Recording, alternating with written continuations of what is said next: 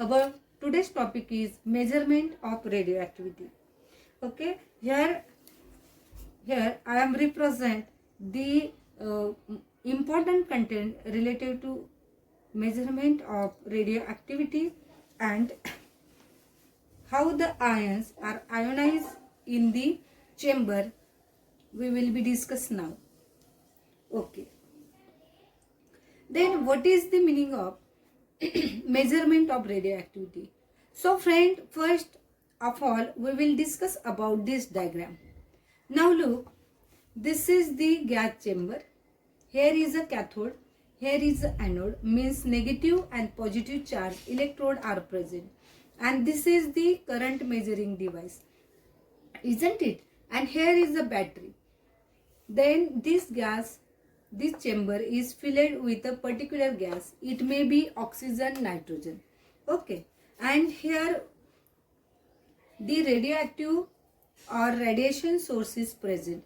In this radiation source we have to keep one of the radioactive element which having a ability or capacity to emit the alpha, beta or gamma radiation.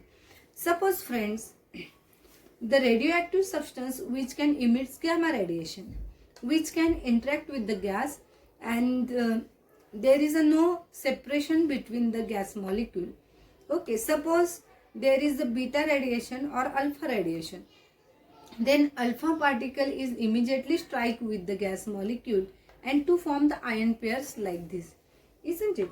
Now when the alpha particles or beta particles interact with the oxygen, then O2 plus and electron, such a ion pair are formed. In the gas chamber, if we have to take nitrogen gas, same thing, the particles are attacked toward the nitrogen gas and ion pair are formed, and those are the charge spaces. So friend, what happened actually?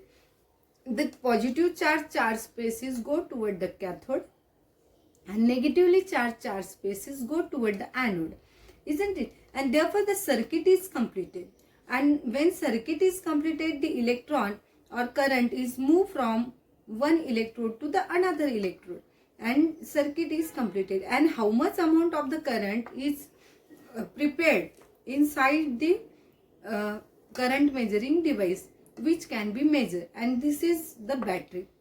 So friend, how much ion pairs are formed, which are depend upon the intensity of the charged particle and the number of ion pairs which are responsible, or the number of ion pairs which are told us the beta radiation or alpha radiation. The ion pair consisting of positively charged molecule and electron is said to be formed on passage of radiation. The alpha or beta particle lost their energy in forming such an ion pair, and those are the ion pairs which we will be measuring.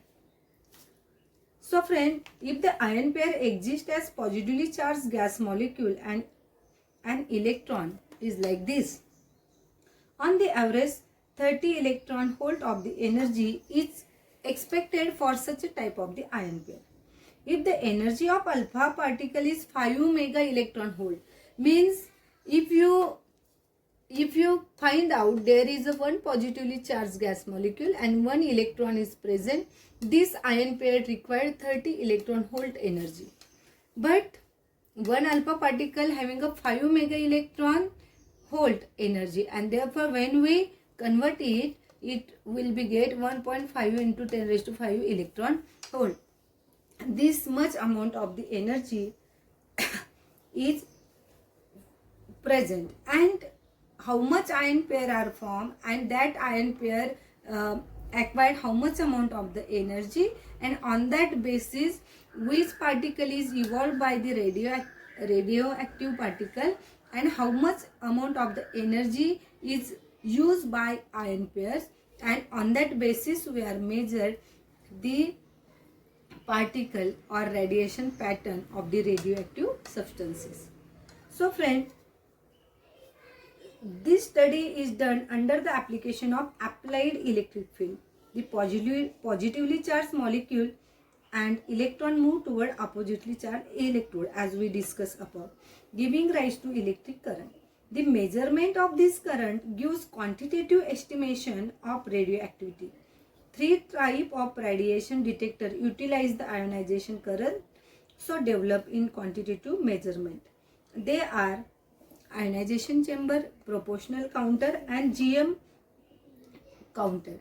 Means in short it's known as the GM counter. And all this counter is based on voltage range, isn't it? And the voltage range is studied by the graphical form.